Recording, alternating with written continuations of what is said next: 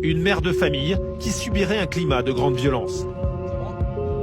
Parce que nous, on a comme information que le papa aurait menacé de mort, c'est ça? Elle a 4 enfants, Ouais. 2 ados de 15 et 17 ans Ouais. qui se sont fait frapper par le père il y a 2 jours. Ok. Et du coup, moi j'ai 2 ados dans la nature. Ok. Et la dame, il va falloir que je la transporte à l'hôpital. Le père des enfants, ex-compagnon de la dame, aurait refait surface dans sa vie il y a quelques jours, menaçant de l'égorger. Regarde si tu peux me récupérer les identités et s'ils ont des numéros de téléphone. Mohamed cherche à en savoir plus auprès de la mère de famille en pleine détresse depuis le retour de son ex-compagnon, au profil inquiétant. J'ai peur, mais il est sorti de prison. Il est sorti de prison. Il a frappé votre votre petit, le moyen, c'est ça, il y a 3 jours? Faut pas le dire parce que j'ai une pilule qui est passée, vous comprenez. Et oui, madame, il faut pas le dire, mais à un moment donné, il faut... Il était 10 ans et qu'il m'a dit j'ai pas normal, il s'est cassé. Des violences et des menaces de mort passibles de 3 ans de prison. Le problème, c'est qu'il pourrait passer à l'acte à tout moment. À peine sorti de détention, l'homme serait dangereux. Il est rentré pour éventration il y a 3 ans et demi. D'accord. Quelqu'un qui avait été rentré. C'est lui qui l'avait éventré? Un ex-conjoint qui s'en prendrait aussi aux enfants. Les 2 plus grands, 15 et 17 ans, feraient tout pour fuir ce climat.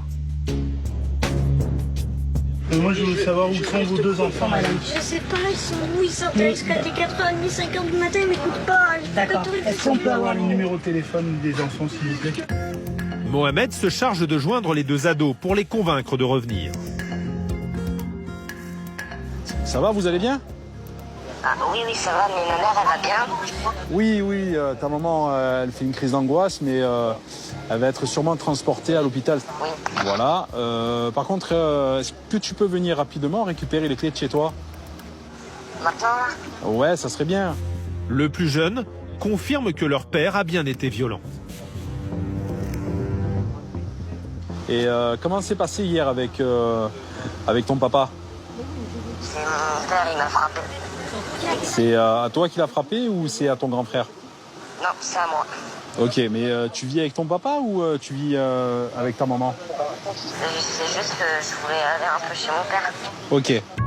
Des enfants victimes de violences, une situation à laquelle Mohamed, lui-même père de famille, ne peut rester insensible. Allez, vas-y, je t'attends. Hein? Ok, chef.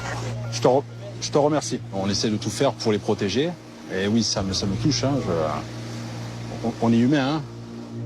Quelques minutes plus tard, le plus jeune des 2 ados arrive sur place pour récupérer les clés de l'appartement. C'est toi. Ça va? Ok. Tu as vu ton grand frère? Fin de contrôle, verbalisation du conducteur pour la vitesse du Ouais, je vois. Ouais, je vois. Ok. Face à cet ado de 15 ans en perte de repère, Mohamed tente de le responsabiliser. Ouais, mais bon, toi, tu rentres tard, là. Vers 4h du matin, 5h du matin. Des fois, oui. Eh oui, mais bon. Tu n'as pas l'âge.